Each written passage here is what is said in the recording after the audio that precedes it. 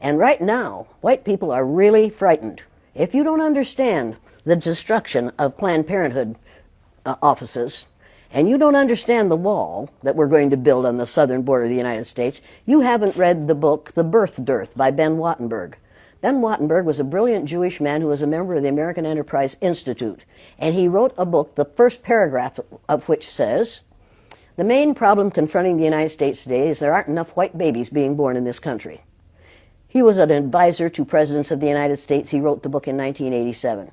He says if we don't change this and change it rapidly, white people will lose their numerical majority in this country, and this will no longer be a white man's land. Now, I'm not misrepresenting this. I'm telling you exactly, almost exactly what he says. He says there are three things we can do to solve this. Number one, we could pay women to have babies, as they have been doing in Western European nations for years. Then he says, and these are his words, not mine, unfortunately, we would have to pay women of all colors to have babies, so we don't want to do that. He says the second thing we could do is increase the number of legal immigrants that are allowed into this country every year. Then once again he says, unfortunately, the vast majority of those wanting to come to this country today are people of color, so we don't want to do that. The third thing he says, and white women had better pay attention to this, 60% of the fetuses that are aborted every year are white. If we could keep that 60% alive, that would solve our birth dearth. Does that sound like racism to you? Can you talk a little bit about the trauma associated with? The trauma associated with it? Yeah. One of the main traumas is it tells white people that they are superior because of the lack of melanin in their skin.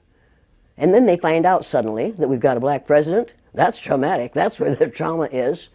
Living a lie, finding out the truth, is traumatic. Finding out now, recently, that within 30 years, white people will be in the numerical minority in this country is going to be traumatic. White people are scared to death right now, particularly white males. They're scared to death that they are going to lose their power in the future. And they are. But if you want to get ready for the future, if you want to be treated well in the future, treat others well in the present. What we do in the present constructs the future. We called the Japanese, and you'll pardon me, but this is what we called them, slant-eyed little yellow We didn't say that about the Germans. After the war, we rebuilt Germany and Japan. And we get along beautifully with the Japanese. That was in 1945 that we finally won that war. How many years ago was that? Figure that out quickly. I'm not a math person, but... You're not a math person, but you know it wasn't that far. Right. And it didn't take 50 years for us to have peace with the Japanese and the Germans, even though we dropped 2 atomic bombs on Japan. The Japanese hadn't killed 10 million people. Nowhere near that. We didn't drop any bombs on Germany, any atomic bombs on Germany. They were a different kind of people. We couldn't afford to do that.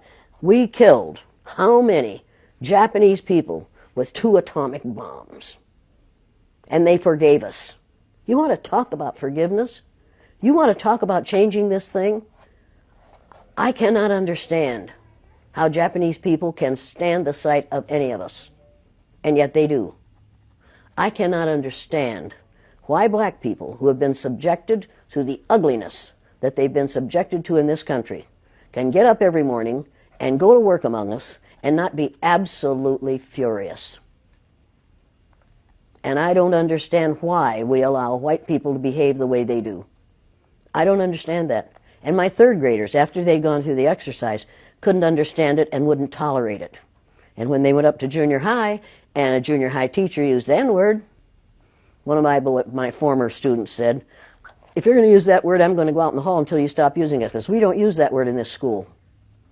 That was a 7th grader who told his teacher off.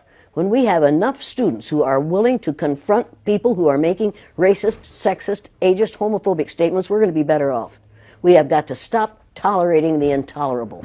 If it's intolerable for my black cousins, and every black person on this earth is one of my cousins, if it's intolerable for them, it's intolerable for me. I will not tolerate it. I will not tolerate it. That is not that. I am required not to tolerate that kind of treatment for the people who are related to me. And that's every person on the face of the earth.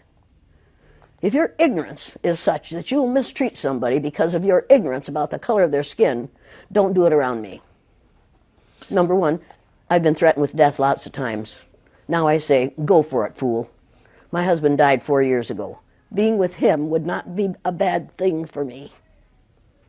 Death is not the worst thing that can happen to you. Living a worthless, useless life is much worse than dying.